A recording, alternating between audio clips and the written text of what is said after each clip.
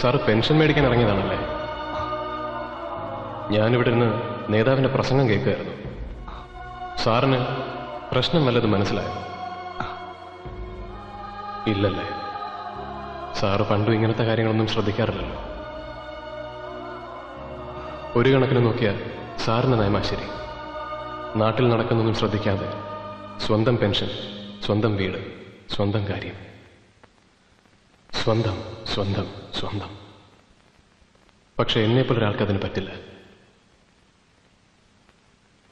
ആ നേതാവ് പറയുന്നത് കോർട്ട് ലക്ഷ്യത്തിന് കേസ് ചാർജ് ചെയ്ത മന്ത്രി രാജിവെക്കണം. രാജിവെച്ചില്ലെങ്കിൽ ജനകീയ സമരമുണ്ടാക്കി കേരള നാടിനെ സ്തംഭിപ്പിക്കുമെന്ന്. മന്ത്രി പറഞ്ഞ തെറ്റെന്താണെന്നറിയും?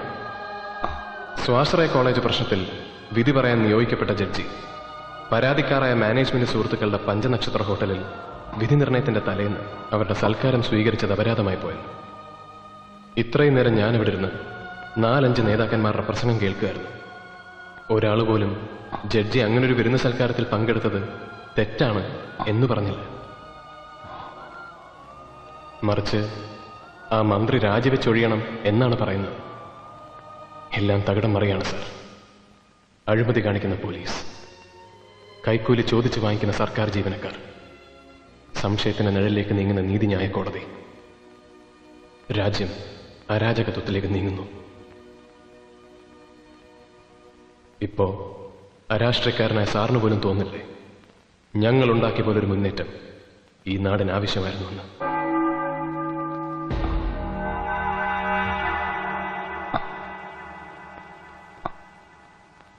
പ്രതികരണശേഷിയുള്ള ജനതയ്ക്ക് മാത്രമേ കെട്ടുറപ്പുള്ള ഒരു ഭരണകൂടത്തെ സൃഷ്ടിക്കാൻ കഴിയൂ. അതിക്രമങ്ങൾക്കെതിരെ പരാതി പറയല്ല വേണ്ടത്, ചോദ്യം ചെയ്യണം, കലാപം ഉണ്ടാക്കണം.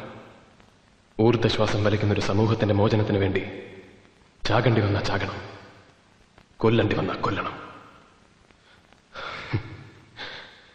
ഇൻകുലാബ് സിന്ദാബാദ്.